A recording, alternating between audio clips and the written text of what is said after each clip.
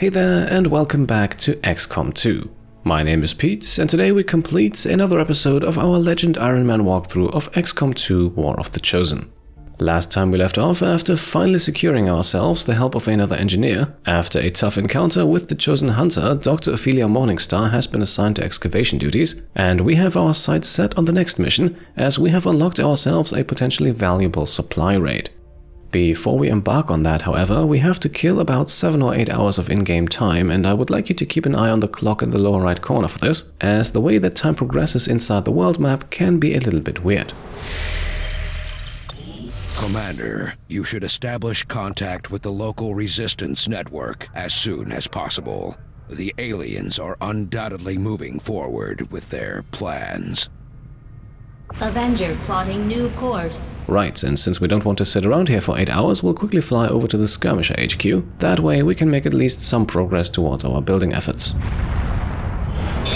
We also have to confirm here that we want to skip the supply raid, which we obviously don't want to do. So after just a few seconds of scanning, we will now in fact begin today's mission.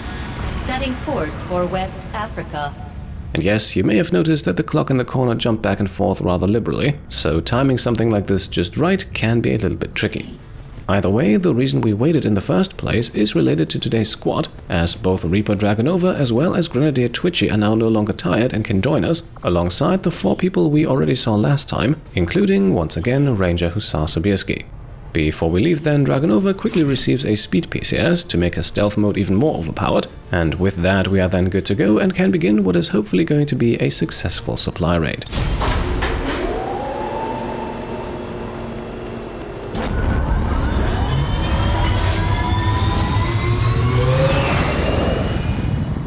Sky Ranger deployed. Squad green to deploy. Word is Advent has a resupply operation underway, and it's a perfect opportunity for us to pick up some supplies for ourselves. Once deployed, move to locate the Advent crates and mark them with our transponders. Firebrand will be on standby to airlift the goods.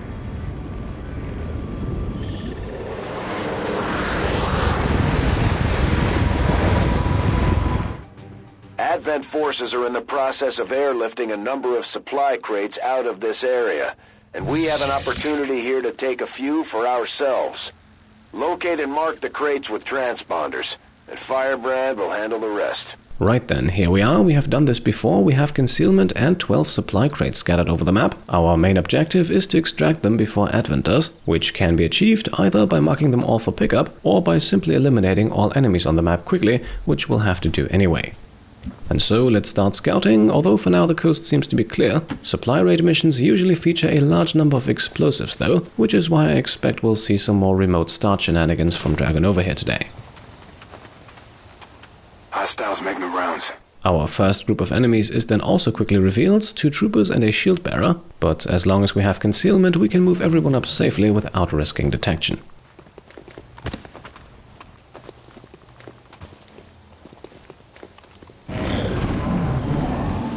You can never escape my sight. The 3 of them then come to a halt right next to the truck over here, and as we move up with our Reaper here, we can see that yes, that truck can be blown up, although it will only take out one of the troopers. Still, we can use this ability as often as we want and we don't risk detection doing so, and it is a convenient way to get rid of at least one enemy. This will get their attention.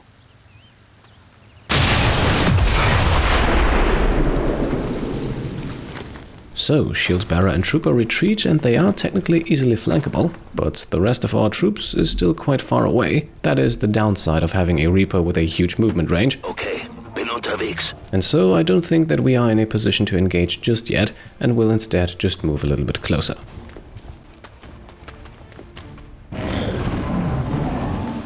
Trooper and shield bearer then perform an already familiar dancing ritual. It doesn't really gain them anything in terms of both distance or protection, and so they end their turn in an even less advantageous position than before.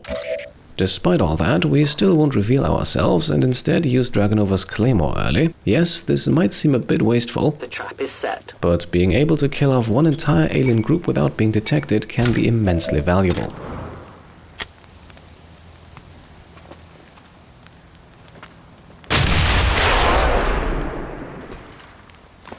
I require a resupply.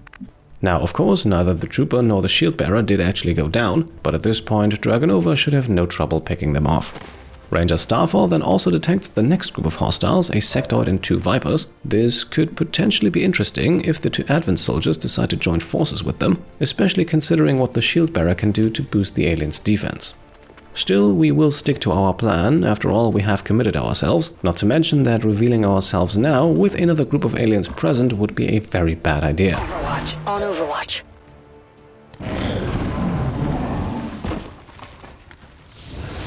Alright, and as I had somewhat feared, the shield bearer and the trooper are indeed joining forces with the other 3 enemies. The shield bearer is also deploying the energy shield ability, I have sight beyond vision. granting all enemy units in a 10-tile radius a 3-point shield.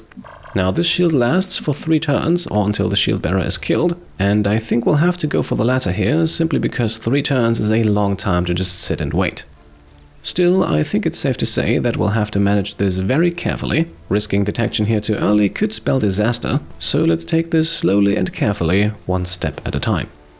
Now, unfortunately, our Reaper does not have a good remote start target here, so we'll content ourselves with taking out the trooper for some XP, and yes, I know they're burning, so they would die on the next turn anyway.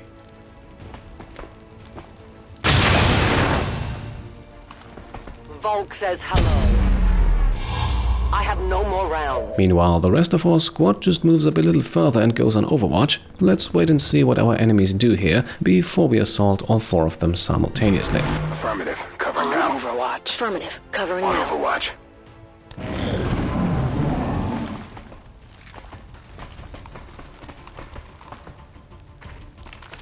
Alright, and this is what I had hoped for. Sectoid and Vipers are moving away from the shield bearer, so if we now manage our lines of sight carefully, we should now be able to take out the shield bearer without being detected by the other 3. So, first things first, let's move back Twitchy so that she doesn't get spotted when we lose concealment, and then we are immediately getting screwed over by the line of sight indicator, as Starfall's lovely flanking position here unfortunately still has him within range of one of the Vipers. So we can't shoot from here unless we want to alert that entire group, which we don't, and that leaves us with only one option, and that's to use run and gun to move into a better spot. Coming for you. Understood. Moving out. And from here we then have a 91% chance to deal the required 7 damage to kill the shield bearer, and I don't think the odds are getting any better than that.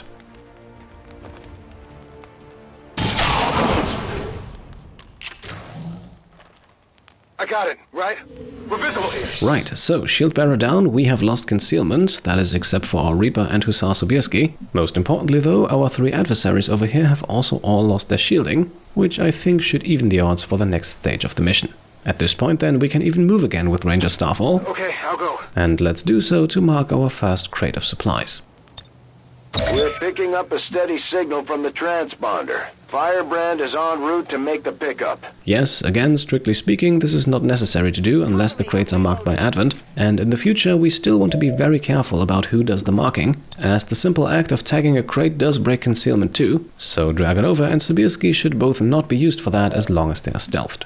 Speaking of which, the 2 of them can also safely scout ahead for us while the rest remains on Overwatch. Hopefully we'll get some enemy movement in our direction. Orders confirmed. Moving out. I'll watch closely. I'm on it. Advent has already marked a couple of crates for extraction. If we move quickly, we may be able to mark them for ourselves and prevent their airlift.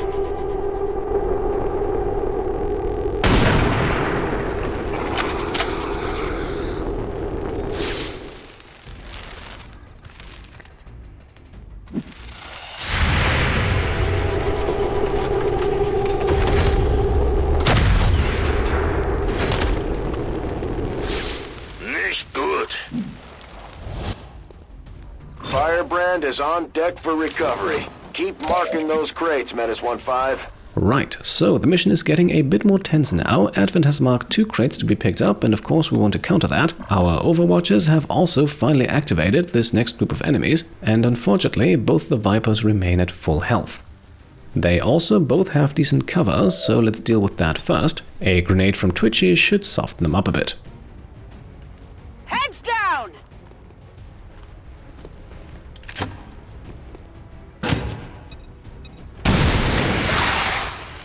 Okay, and we even roll for 4 damage against the Viper on the left here. That should make things a bit easier. Waffe geladen! Speaking of easy, it is awfully convenient that we have a large explodable section right next to the sectoid here, and this time Van Dyke is guaranteed to hit.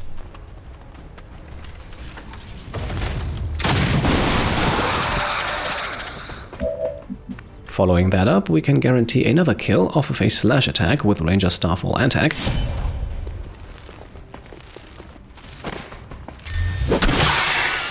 And once again, that triggers Implacable, allowing him to move again afterwards. It's dead. It has to be dead. And to secure this supply crate from Advent's grasp. Good work. Advent's locator is down and our transponder is active. Firebrand will handle the pickup. Sharpshooter Tsunami can then take a sniper shot against the other Viper, although unless she crits we will not get the kill here. And look at that, she does crit, but it's still not enough for the kill. Luckily though, cleaning up low health enemies without being detected, that is a fine job for Reaper Dragunova.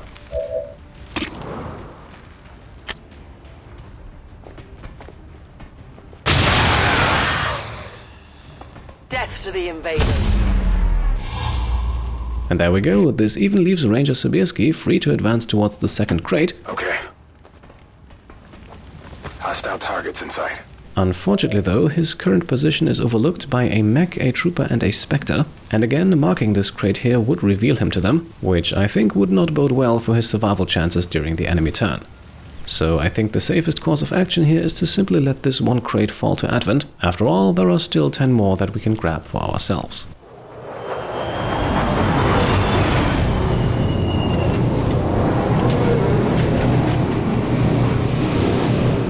Advent just airlifted out their first crate.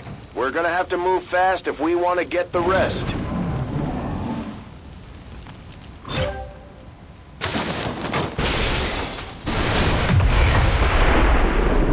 Right, so far so good, we are 2 pods down and have only lost 1 supply crate so far, and the mission was rated as difficult, so I expect there to be 2 more alien pods present. You cannot run. Now we did already discover one of them, and as you can see here, they have not moved. The Spectre is currently not visible, but it was for a split second when Hussar Sobieski detected them. An alien scouting party. On Dragunova's second move then, we also detect the 4th and potentially last group of enemies. This one should be easy though, consisting of only a Purifier and a regular trooper. So, now that we know what we're dealing with, let us once again put everyone into position. Jetzt komme ich. Again, there is absolutely no need to rush anything, I guess that'll be okay. as long as we can keep protecting our crates. Moving to Overwatch. Affirmative. Covering Overwatch. Scanning. They're moving as quickly as they can to get those crates. If we want our share, we'll have to move just as fast. And yes, here you can see the benefit of leaving those early crates be until they are marked by Advent. This way we should now be able to easily countermark them and are not forced to move deep into enemy territory. Those enemies, meanwhile, are also not really doing much to be a threat to us, so let's focus on those crates for now, with Ranger Starfall being able to just secure the first one over here. After both Twitchy and Tsunami move a bit closer towards the action, Specialist Van Dyke can then mark the second crate. And with that, the main threat on this turn has already been averted. We do have some moves left though, so let's keep going a bit with our stealth people, with Dragunova here also being able to guarantee us another silent kill.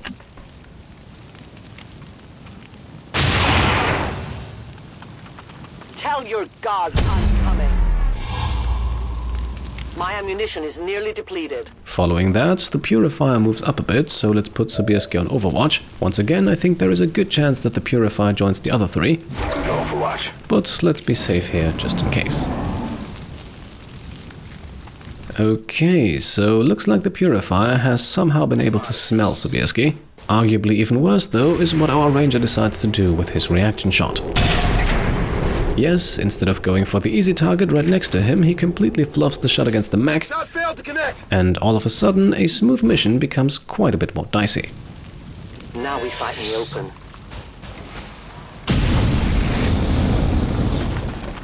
Incoming over here! Okay, so I'm not quite sure how Sobieski managed to evade that, but somehow our ranger dodges the flamethrower, and we are thankfully still on course for a flawless mission. We are also still only one supply crate down from a perfect 12, although at this point our priorities have of course shifted towards keeping everyone alive, and considering the combined amount of hit points we are facing, that could be a tad bit difficult. Still, let's see if we can't find a way to solve this, and we begin by moving Van Dyke into a flanking position. Legen wir endlich los! From here he can also use his tech abilities on the mech, but we'll get to that later. Let us first move up onto the high ground with our Reaper. The target is marked. Just like Van Dyke though, she won't take any action just yet. If you say so. The first strike is reserved for Twitchy, who will now target the mech and the trooper with a grenade of hers, and who will unfortunately also blow up a supply crate in the process. But again, considering the circumstances, I think that is a sacrifice we'll have to live with. Grenade out!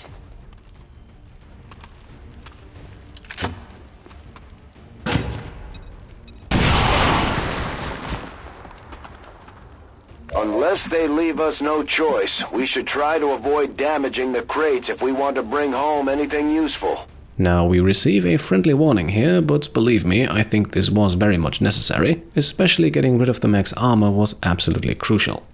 Moving on then, we'll get Sobieski away from the Purifier, Moving to position. who is now hopefully eliminated by Van Dyke, and of course we don't want anyone to get caught in a potential explosion.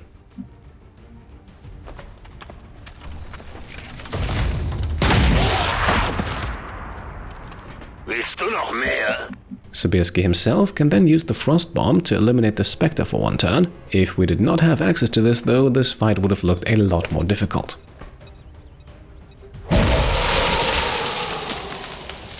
Now, following that, we'll use Teamwork to transfer one action from Sharpshooter Tsunami back to Specialist Van Dyke, No retreat! simply because Tsunami is too far away to do anything meaningful here.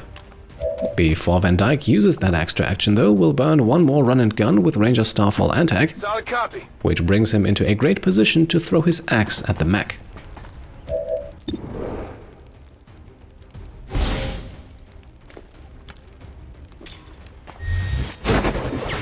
And he deals max damage, which is absolutely lovely, especially if we keep in mind that Van Dyke can still act too. For now though, it's Dragunova who takes aim at the trooper. She has been revealed already, so whether or not she gets the kill here makes no difference. And she does not, but that's okay, I think we have solved the situation. I need ammo to hunt. At this point, we can first take out the mech with Van Dyke's combat protocol.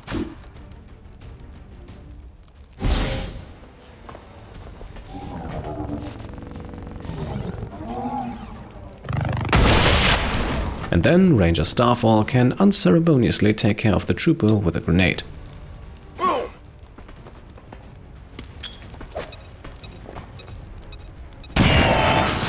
And there we are, that's our turn. Again, just a few more moves here, but we won't grab any crates. If you say so. All in all, I have to say this worked out very nicely.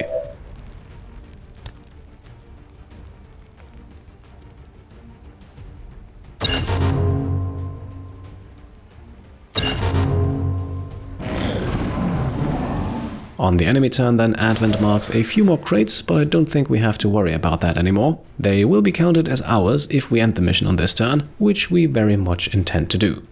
So, first things first, let's begin with another combat protocol here. Yes, it only deals 2 points of damage, but those are guaranteed.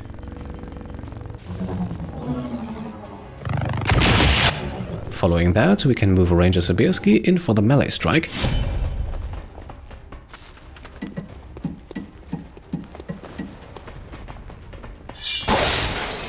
And with only 8 hit points remaining, Dragunova can soften up our target for the kill. What we are looking for? The only fate possible. Status for aliens. confirmed. Mission accomplished. Excellent work. Or she can kill it herself, that is of course an option too. I actually wanted to give the kill to Twitchy, she is falling behind a bit, but it appears our Reaper is not keen on sharing. Either way, we have completed a flawless supply raid mission. I think this all went about as well as it could have. Yes, Sobieski was in a tight spot there for a few seconds, but thankfully sometimes XCOM punishes your enemies the same way it punishes you. I think we need more dead aliens to get the effect we're going for. Advent officials revealed today's maneuver by local peacekeepers was a planned exercise. Citizens should not be alarmed. All weapon fire and wounds were simulated to better train Advent forces.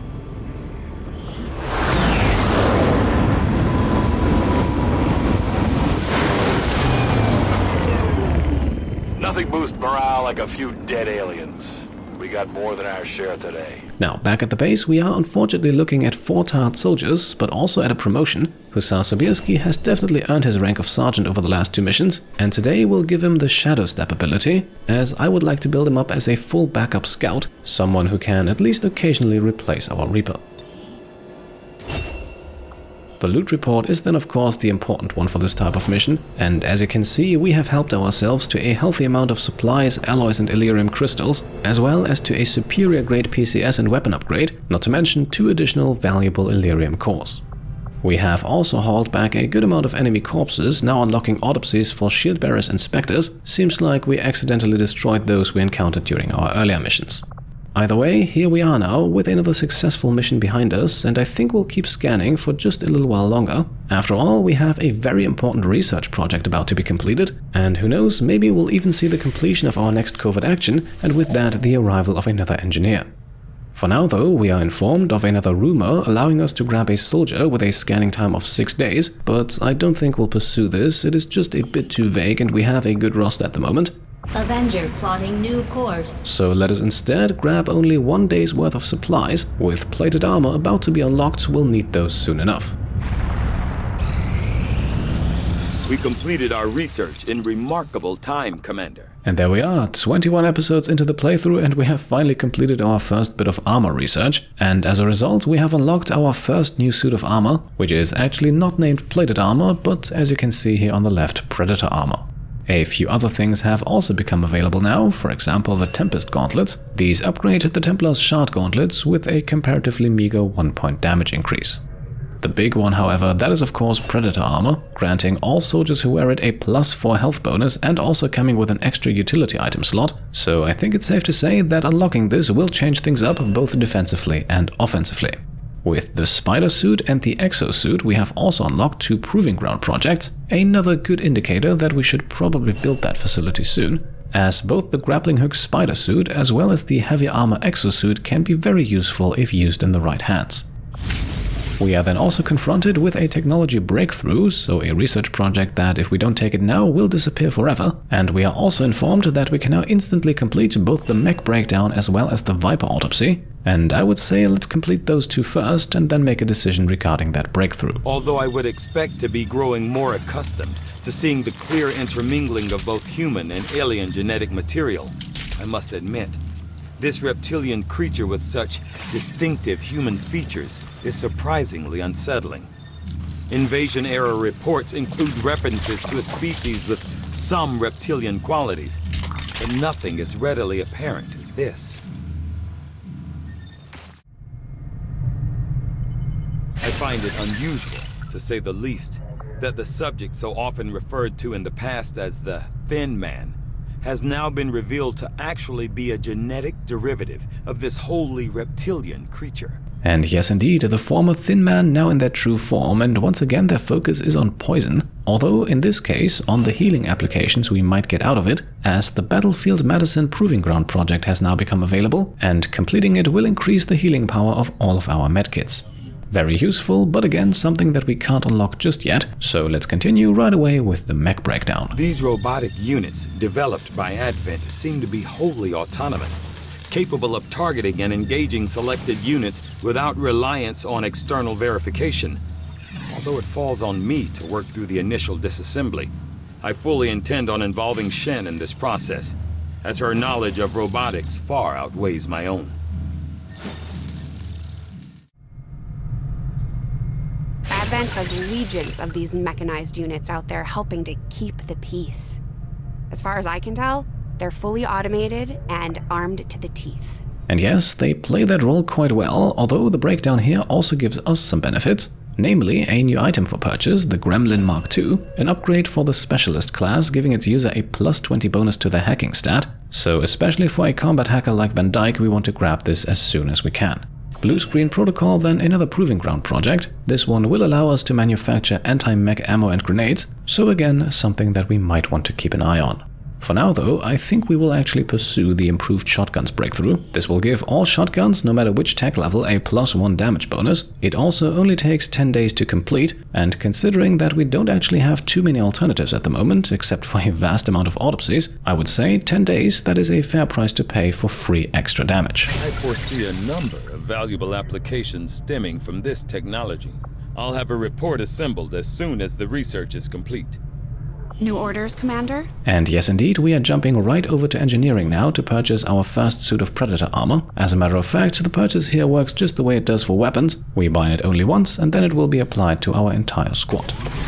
The aptly named Predator armor should give our soldiers increased longevity in the field. And yes indeed, once again the upgrades here, 4 extra points of health and 1 extra item slot. Apart from that, this type of armor has no downsides whatsoever, so it is an absolute no-brainer to put this on everyone for now. And with that, let us now keep scanning for just a moment longer. We will first finish grabbing those supplies and then we'll fly back over to the Skirmisher HQ. As you may have noticed, we should work towards that proving ground quickly. Avenger plotting new course.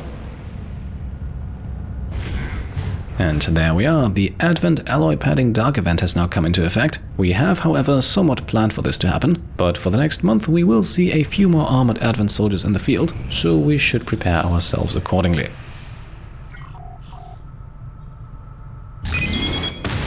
And would you look at that, our next mission is yet another supply raid. This definitely comes as a welcome opportunity to grab even more valuables. After all, the Predator suit alone cost us 60 alien alloys, and we have not even purchased any of the other new items we have just unlocked.